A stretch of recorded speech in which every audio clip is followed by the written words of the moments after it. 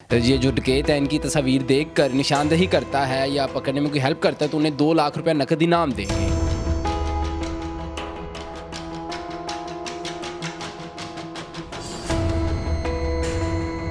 सोचता हूँ कि यार खुदकुशी कर लूँ, मैं छोड़ जाऊँ दुनिया को। मैं सिर्फ अपने माँ बाप की वजह से ज़िंदा हूँ। DIG पंजाब ने खुद ट्रांसफ़र करवाई है लेकिन अभी तक हमारी रिकवरी नहीं हो सकी। मैं शदीद तरीन डिप्रेशन में हूँ।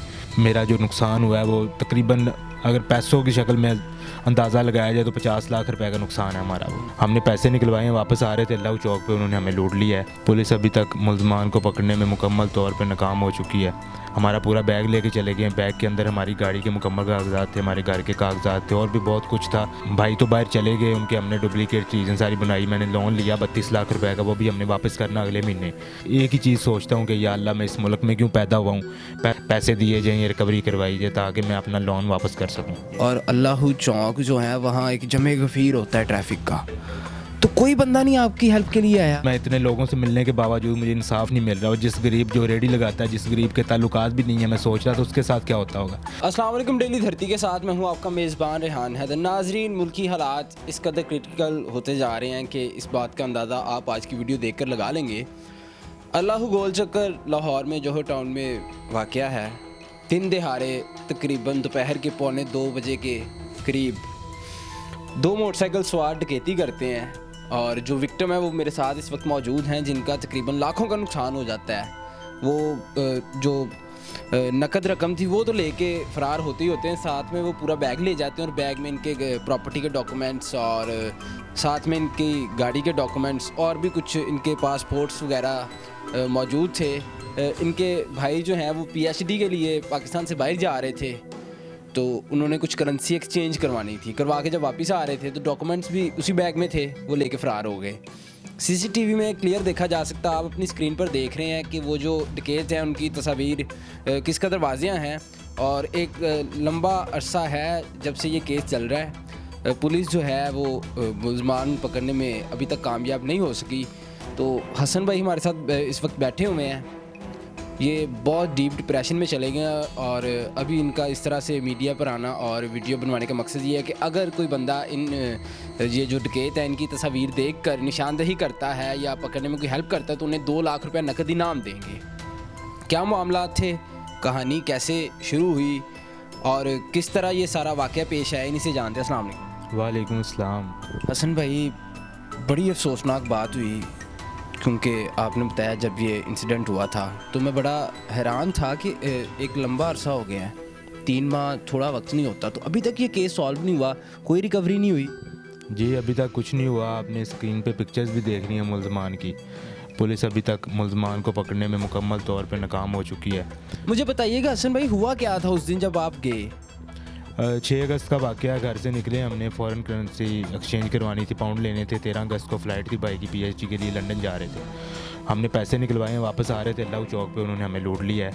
हमारा पूरा बैग लेके चले गए। बैग के अंदर हमारी गाड़ी के मुकम्मल कागजात थे, हमारे घर के कागजात थे और भी बहुत कुछ था जिसका पैसों की शक्ल में कोई इजाला नहीं है। और भाई तो बाहर चले गए, उनके हमने डुप्लीकेट चीज़ें सारी बनाई। मैंने लोन लिया 32 लाख रुपए का, वो भी हमने वापस करना अगले महीने। लोन लिया और उसका कहना कब वो भी वापस करना, वो भी टेंशन है और अभी तक केस भी चल रहा है। क्यों?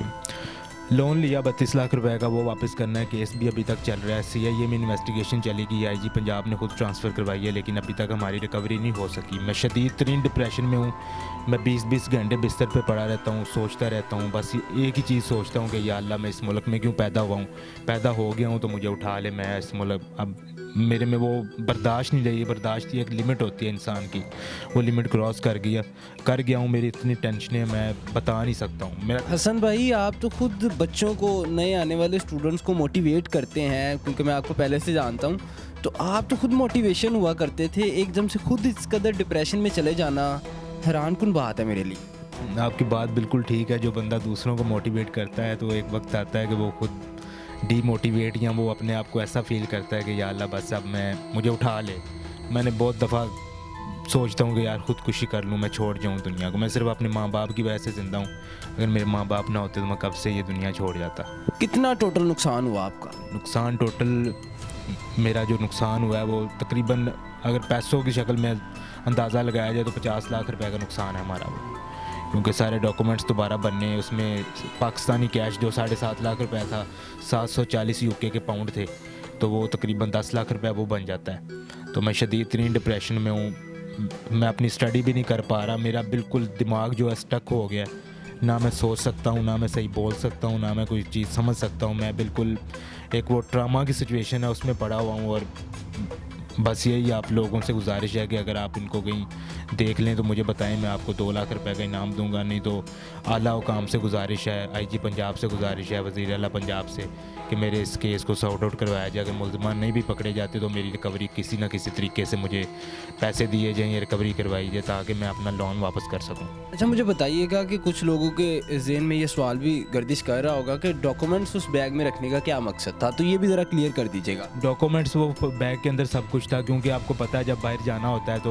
जब पाउंड लेते हैं, करेंसी एक्सचेंज करवाते हैं, तो उनको ऐसे कुछ चीज़ें चाहिए होती हैं, डॉक्यूमेंट्स वो देखते हैं। अनफॉर्चुनेटली उसमें सारे डॉक्यूमेंट्स थे, आधे गैर ज़रूरी थे जो घर भी पड़े रहते तो मुझे वो चीज़ें मिल जानी थी, लेकिन वो बैग के अंदर एक फ़ाइल बनी हुई थी, बैग के अंदर सारे डॉक्यूमेंट्स थे।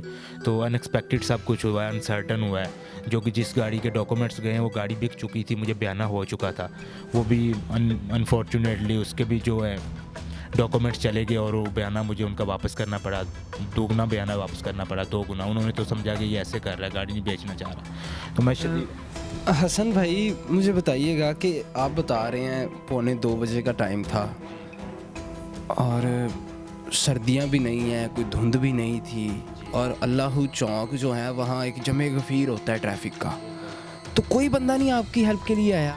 कोई भी नहीं आया। लोगों के खून वैसे सफ़ेद हो गए हैं, कौन आता है अपनी जान पे खेल के? कोई भी नहीं किसी को बचाता। जान सबसे हर किसी को इम्पोर्टेंट होती है और वो अपनी जान को ज़्यादा तरजीह देता है। सारे देख रहे थे, सामने न्याजी हॉस्पिटल का गार्ड था, अगर ऑटो जलेबी वाले हैं साथ, सारे देख रहे थे। दिन 1:48 का टाइम था, कोई भी हमारी दाद रसी के लिए नहीं आया। वो मुल्ज़मान जाते हुए हवाई फायरिंग करके गए हैं। हमने उनसे इतनी बात भी नहीं कह सके कि भाई हमारे डॉक्यूमेंट्स वापस कर जाओ, पैसे ले जाओ, बस उन्होंने बोलने का मौका नहीं दिया। उन्होंने अगर हम इतनी बात कर देते उन्होंने फायर मार देना था।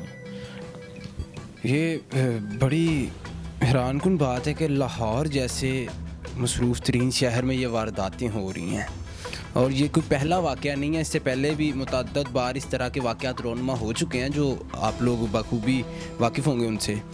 तो हसन भाई, अब जब आपने आईजी पंजाब से रब्ता किया तो क्या कह रहे हैं कि कोई रिकवरी हो जाएगी?